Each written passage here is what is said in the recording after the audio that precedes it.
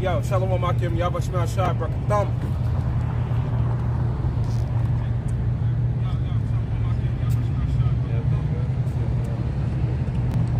I'll take it if y'all better thing.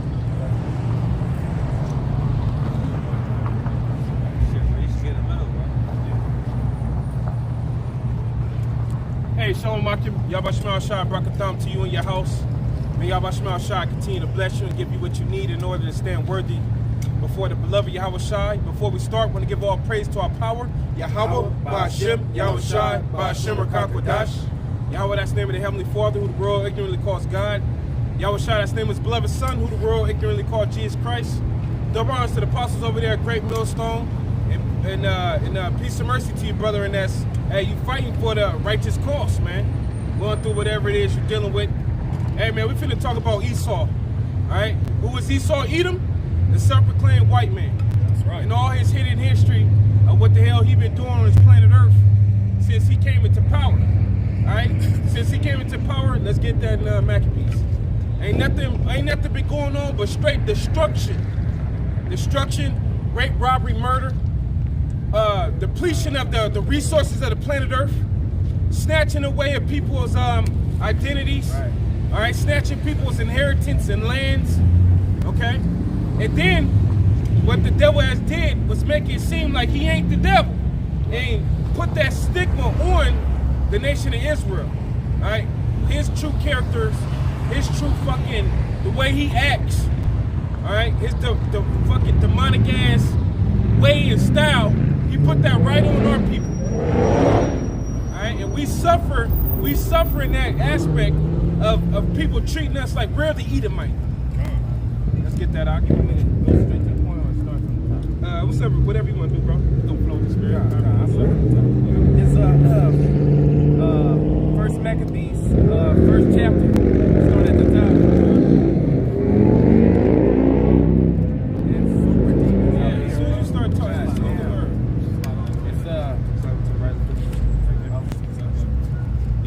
It says, and it happened after that, Alexander, son of Philip, the Macedonian, who came out of the land of Shittim. Yeah, who's Alexander is talking about? Is talking about that prominent character that Esau teaches you in your school system. Alexander the Great, all right? He came from Philip, and he came out of Macedon, which is one of the isles over there in in Greece. Okay, go ahead, on. It says, has smitten Darius, king of the Persians and Medes, that he reigned in his stead, the first over Greece. Yeah, and let's go to Daniel the 7th chapter, where it talks about the bear with the 3 ribs in his mouth.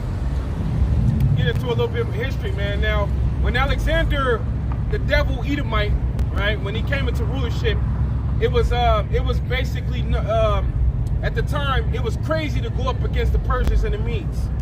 Alexander didn't even have a big army. That's the crazy part about his conquering. He didn't have a big army. He was going against the Persians and the Medes, which was known to have 127 provinces and a whole bunch of different soldiers out of all different nations, man. But Alexander the Greek had the spirit of the Lord with them to lay the Persians and the Medes down, because it's according to this Daniel that we finna read. Any brother got it? Daniel 7. You can probably 4, 3, 3. It's I'll start at the top. I mean, at the top of the point. Yeah.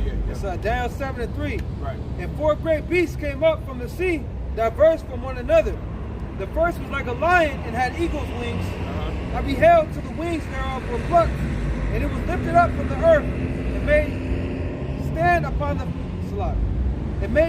upon the feet as a man, and a man's heart was given to it. And behold, another beast, a second, like to a bear, and it raised up itself on one side. Now that bear was talking about the Persians and the Mede Empire. And when it said it raised itself up on one side, because it was an empire split between 2 nations. It was Japhetic people known as the Medes, and then switching over to the Persians, which was the greater. But in the beginning of the empire, it started off with the Medes, and the latter part of the empire ended with the Persians. So that's why it raised up on one side. Right. Go ahead, It says, like to a bear, and it raised up itself on one side, and it had 3 ribs in the mouth. because one of the things that the Persian Medes did was take down the rulership that came before them, which was the three ribs represent. I forget I remember Lydia, Egypt, and Babylon. Lydia, Egypt, and Babylon, which were the prominent lands where the kingdom that was before it, the Nebuchadnezzar kingdom, that was their main power, like their main sources of their power. That's why the three ribs was in his mouth, because the Persians and Medes took that Nebuchadnezzar's kingdom down. But it says, and it had three ribs in the mouth of it, between the teeth of it, and they said, thus unto it, arise, devour much flesh. Right, and that's what happened. That's exactly what happened. The teeth represents to devour or to destroy. But the spirit was on the Persians and the Medes to destroy the Babylonian Empire that was ruling right before it. Go ahead, Doc. That was it. You keep on to the next point. It says, after this I beheld, and lo, another like a leopard, which had upon the back of it 4 wings of a fowl. Bam. And that leopard represents the Greek Empire, started with Alexander the Greek. And the reason why it was represented as a leopard, because that's metaphoric talk for swiftness, swift and strength. And then I was just checking out a video on a channel called Prometheus, which is a history channel. And he was in a lot of their generals had leopard printed helmets and garments, And Alexander himself, he had a leopard print. He actually had a leopard's, like they kill animals. I forget what they call that, man. When they put it on their head. He actually had one of those, and he also had his horse. His horses had leopard print on them. So it was Heavenly Father basically just showing his word. That's what it was. Chosen for that lot. Hey, a leopard is one of the strongest cat of all the cats. It's one of the strongest ones. The dopest one, in my opinion. Yeah, right up there with I think right behind the lion. That's my favorite. The Black Panther, the panther, which is a leopard. Yeah, I think that was it, huh? Oh no, there's a little more. Yeah, it says, like a leopard which had upon the back of it 4 wings of a fowl, the beast had also 4 heads, and dominion was given to it. Yeah, and the 4 wings of a fowl represents the generals that came right after Alexander's death. Okay, the generals took over, which Alexander, the Heavenly Father, only used him for a short period of time and threw his ass to the side. And it was all according to prophecy. Yep. Let's go. Going back, this is First Maccabees 1 and 2. It says, and made many wars and won many strongholds and slew the kings of the earth and went through the ends of the earth and took spoils of many nations, insomuch that the earth was quiet before him, whereupon he was exalted and his heart was lifted up. Yep. So when Alexander was conquering, the Spirit of the Lord was on him to be victorious. Yep. And like I said, Alexander didn't have a big army at all, and he conquered the Persians and the Medes. So it shows you that was divine. It was matching prophecy. That's the reason why he was victorious in his battle. And what did he do? He lifted his heart, was lifted up. Right. He's an Edomite. Yeah, right. I got a quick one for you, Ak. Right. You said that. This is Isaiah 13 and 4. The noise of a multitude in the mountains, like as of a great people, a tumultuous noise of the kingdoms of nations gathered together is the point. The Lord of hosts mustered the host of the battle. That's what it is. The Most High is in control of all wars and fighting. That's right. From the smallest one-on-one battles to the battles of thousands of men versus thousands of men. So the Heavenly Father was the one that put the Spirit on Alexander. And then when you read, I'm sorry. No, go ahead. His pops wanted it. Yep. His pops, tried and failed. Yep, he failed.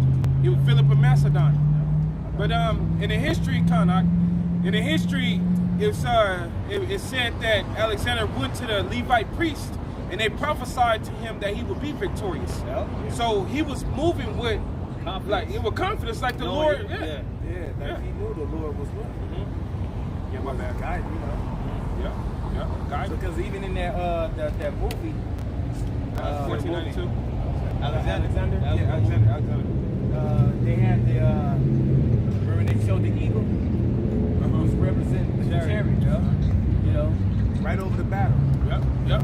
That's right, bro. I honestly believe chariots always in every big situation event on earth. Chariots is there. Yeah. Because if you look at 9/11, you go back on the footage. There was chariots when the towers went down. There was chariots when Japan got towed up around the what are those shits? Nuclear. Nuclear reactors. Yeah. There was chariots around there. All type of disasters, tornadoes. You see chariots. You know. That's the Lord. Because the Heavenly Father's angels is the one that get the prophecies done for the Lord. Right. St. Elmo's fire. St. Elmo's fire. Columbus. Christopher Columbus. Yeah. It was ready. I was just checking out. It's a cartoon. It said just type in Christopher Columbus cartoon. Yeah. Oh man, I have the patience. I could watch anything that's of a cartoon fashion. I know a lot of brothers probably ain't got the patience, but in that cartoon, it's a little childish cartoon, but it shows you that when Christopher Columbus pulled up on this place, he was trying to talk to the natives. They couldn't talk. He was like, "Go get the Hebrew interpreter."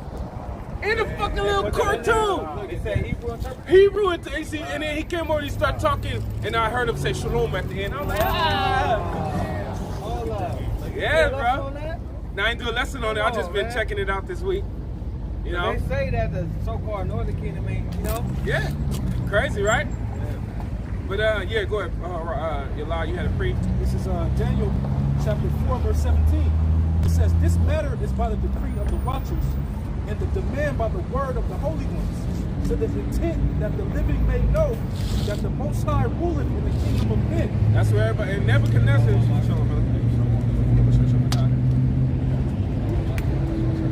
Yeah, so when that verse was written, that's because Nebuchadnezzar had pride in his heart, thinking that he was a god, and the Most High had to show him that the rulers and the people who control the men on the planet Earth is from the heavens, where the Heavenly Father is at.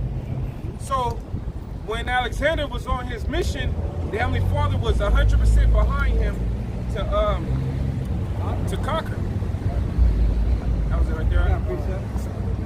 It says, "And giveth it to whomsoever he will, and set up over it the basis of men." So when he give it to whoever he will. So when Esau came into rulership, it was given to him. You know? And that was very pivotal. And that was a very pivotal moment in history because Jeremiah 17:4 had to start coming into play. And that was how the Heavenly Father was really getting us discontinued from our heritage, because that's when the Hellenistic period started. You gotta know that history, man. Yeah. That will open your eyes to the Israelite foreigners. Right. That was awesome. That was the starter. And then it's nothing new under the sun. Colonialism is the same thing as Hellenism. Same thing. What was that school you always talk about that they put Gad in? The boarding school. The boarding school of who? Henry Richard Pratt. Yeah. Something like that. Going That's- back to the 1800s. Yeah, and that's where they was colonizing the Northern Kingdom, man. Pennsylvania, man. Making us take a picture, like I was explaining this week in some of my lessons.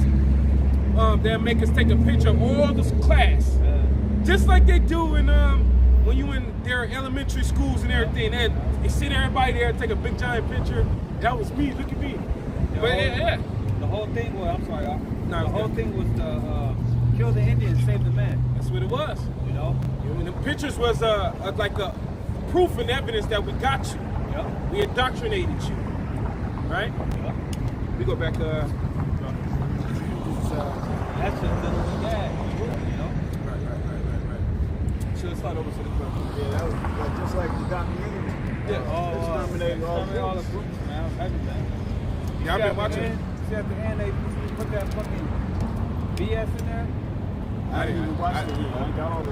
I'm only on episode 2. You don't know what I mean when you watch it. How y'all gonna tell me about it? Y'all ain't finished it. Come on, man. That's a whole lot of history. But I did like you did, bro. I just got into the spirit of taking notes and everything. Yeah, I was like, fuck it, man. I'm gonna soak it. I'm gonna soak in this one. But go ahead, Daniel. First, going back, First Maccabees 1 and 4. says, and he gathered a mighty strong host and ruled over countries and nations and kings who became tributaries unto him. And after these things he fell sick and perceived that he should die. And that's Alexander the Great. He fell sick. People say he got an STD. It's all different type of different things out there, but nonetheless, the Heavenly Father put him to death. He was a known homosexual. Yeah, he was a They homo. even put that in the movie. Yeah, he sure was. So, hey, And man. his rule was short too. They know good gonna Yeah, come from that. he allowed it. He wasn't the one to Hellenized us. Nah, he wasn't. He wasn't the one to strip our nationality because he believed the priest. Right. Because the priest told him who he was in prophecy. Yeah. And that's how he knew he was going to beat the Persians. Yeah. That's how he Because knew. everybody during that time thought he was a madman for trying to go to war against them. Yeah. Because how big the Persian army was. You see how big it was when you watch the movie 300. You know? Yeah, they was just running through troops and troops and troops. Battle of the Mama. Yeah. Go back on. It says, verse 5. It says, and after these things he fell sick and perceived that he should die. Wherefore he called his servants, such as were honorable and had been brought up with him from his youth. And a lot of those servants that was honorable and brought up from his youth was from his childhood friends to his actual relatives. All right, when you go into the history, go ahead, Doc. Imparted his kingdom among them while he was yet alive. And he parted amongst like we read in Daniel's the 7th chapter, the 4 wings, which was the 4 generals. And those generals was Lysimachus, Cassander, Seleucus, and Ptolemy. All right, and he's departed the kingdom between them. But Edomites being Edomites, they was warring after each other, and that's what the period of what they called the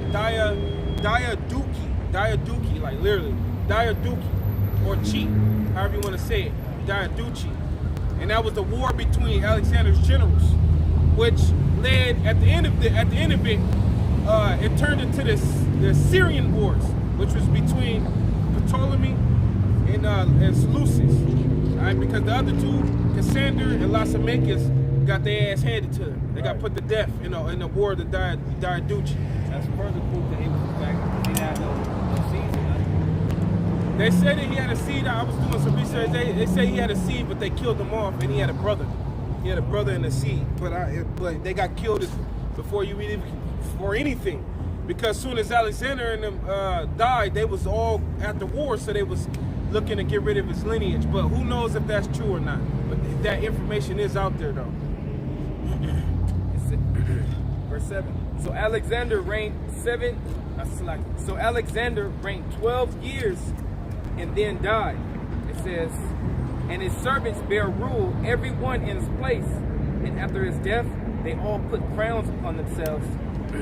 So did their sons after them many years, and evils were multiplied in the earth. And the sons after many years is talking about the different thirds and fourths and meter and all those different names of the different sons that was coming out of the Ptolemaic Empire to the Seleucid Empire. All right, Antiochus or Antiochus, you know. And what it say? As soon as these sons was coming, wickedness was multiplying, man. Yeah, because the devil, when in his rulership, that's what he do. Yeah. He can't rule without producing wickedness. That's his nature. Yeah. He was created. That's right. That's all he know, bro. That's why he's programmed to do. That's why he's so good at it. And then he has a good conscience when it's completed. It's not like when we do something wicked, our mind eat us like a kangaroo. Right. You know what I mean? Not him though. It's like an accomplishment. He actually get more proud, because he feel like, oh yeah, The more he conquers, the more pride. Yeah, the more pride he gets. The more pride he gets. And he don't give the Lord the credit, man. Nope. He think he's done it on his own. Let me read this real quick. Revelation 6:4. There went out another horse that was red, and power was given to him that sat thereon to take peace from the earth. Woo! And that was the Edomite. And That's the been his Edomite. MO. Yeah. The whole time, that's his MO, man. That's what he do. That's what he do, man. And now he's he's so slick and sly and deceptive. perfected it. He's perfected that way. Oh yeah, he The showed Heavenly that. Father has given him the tools to perfect that deception that he has, that power of deception. Right. Yeah. Yeah, peace ain't on the earth right now. You know? The scriptures tell you he took peace from the earth. Right. It's crazy because he was, you know, a part of his deception is the way he looks. You know, he cut his beard off, put that tie and that suit on. Transform himself to a Transform himself. Trying to make himself look warm. Yeah. That's right. But really, this nigga, look, here it is. You got that fake ass Doc fucking, I don't want to say his name. They cut your damn video off. Falsely? Yeah.